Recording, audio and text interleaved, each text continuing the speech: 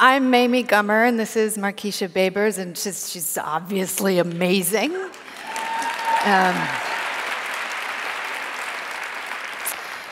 So, Marquesha, you grew up homeless. Yes. And yes. in a life just fraught with hardship and trauma. Yes. Can you just talk a bit about that experience of growing up like that and the effect that it had on your sense of self? Well, we became homeless when I was about 8 years old and didn't get a steady place until I was like 17. So it was really hard because growing up and still having to go to school and deal with kids, and kids are really cruel. The middle school and high school, you know, we lived in cars in different shelters and hotels, and most of the time I wasn't able to take showers, wasn't able to do my hair, and you know how, kids are, so it was like I really just cut myself off from the world. I didn't want to be seen by anybody. I didn't want to be in the front of the class. I didn't raise my hand for anything. It was really heartbreaking and like crushing to my self-esteem, because kids would always ask me and pick at me, why aren't your hair done? Why don't you take showers? And it's like, they don't know, but it's in the, I don't want to tell them and talk about it. So it was really hard. Yeah.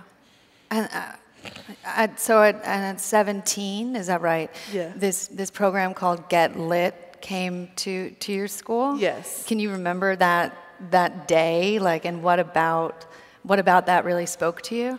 Well, I've been writing since I was 9, and I didn't know that there were other kids my age who wrote poetry.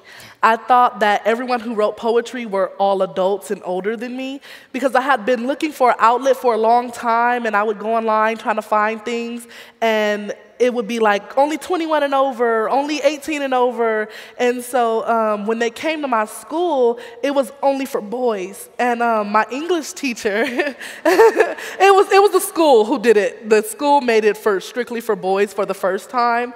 My English teacher was like, no, I want you to... What school was this? It was Opportunities for Learning. It was yeah. Some opportunities. Yeah. Some. Okay, all right. And my English teacher was like, I wrote a poem for his class, and he was like, I want you to open the boys' show with that poem. So I opened the show, so when they brought the program back next year, they were like, we're not going to do it for boys, we're going to open it to boys and girls. So... That's amazing. Yeah, so that's when I first started with Get Lit, and I went to their first open mic, and it was all, uphill from there. Yeah. Was it what was that like stepping into the spotlight, having felt so invisible and shy before? Did you kind of take to it immediately, or was it? I was nervous. I was like super nervous, but I think my excitement overpowered my nervousness, because it was the first time that I had got to share my poetry to people besides my family or people at church, because there was no other outlet that I had. So I was so excited that my nerves were like in the back. That's so empowering. You're performing for thousands of people. That's yeah. Really great. Have you ever experienced the impact that your work has had on other young kids, boys and girls? Working with younger kids now, and has that been empowering? Yes, it's totally empowering. The first time that I said that I decided that I'm going to do poetry for a living, I was working with Get Lit, and I went to a school, a Blitz, and performed there. And afterwards, a girl came up to me, and she had told me that I saved her, that she had been going through exactly the same thing, and how I saved her life, and that my words made her want to write poetry, and how I really helped her. And that was really inspiring to me, and I was like, this is what I was meant to do, because I didn't have that. And had I had that, my life would have been, slightly, easier to go through with everything that I was dealing with, and I just felt so honored that I can make someone's life just a little bit easier, if only for a day.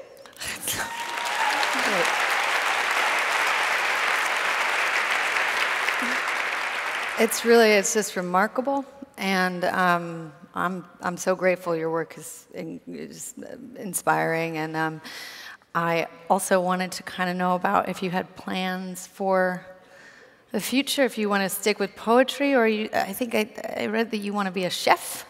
Yes, I want to actually do both. You can do it all. Poetry is like my passion. I want to do it for a living, but I also want to open up a restaurant. I want to have like all different types of culture in my restaurant, and I want it to be called Kiki's Soul Palace. So. Yeah. Maybe you could perform. It could be like a joint. Yeah. I mean, I don't want to, Oh, I have that idea. And have there been like other mentors that you can think of that have supported you and kind of helped you on this journey? Well, the founder of Get Lit, Diane Lane, she has been like a second mother to me. Like, she's been so awesome. Like. Because I didn't really get the teachings. I didn't really know like when it's like, okay, you're gonna be going to fly to New York, and it's like, what do I wear? And she's like, come here, this is what you do, and you pick this and you put this, and then I'm like, thank you so much, because I'd be out here looking so, and she's helped me so much, and she's so nice. She's like a second mother to me, and she's been like one of my biggest supporters and there for me through it all, through when I was feeling down. She brought me back up, and she's been one of my biggest supporters. Well, bravo, Diane. I have just a couple more questions. One is, do you have any favorite poets? Yes. I have two favorite poets, Langston Hughes and Maya Angelou. And I guess finally, if you, sitting here today and knowing that this is broadcast all over the country and the world, if you could have a message, to give to yourself when you were really struggling, what would? Have faith in yourself when nobody else has faith in you.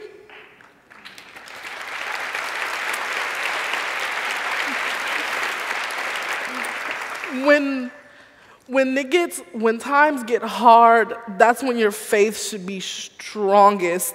Because if it hadn't been, I was gonna give up. I had been searching for an outlet in something to release my feelings and my poetry, and I couldn't find anything for years. And it was the open mic that Get Lit puts on every month, and like, my mom was like, are you gonna go to this open mic? And I'm like, no, because what's the point? Nothing's gonna happen. I'm not gonna do anything. I'm gonna go up there, probably look crazy, and then, my hair wasn't done. We didn't have, I wasn't able to get it done. I'm like, I can't do this.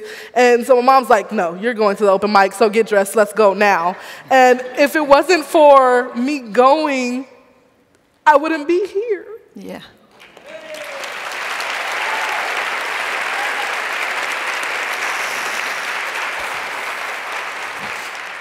Well, thanks, moms.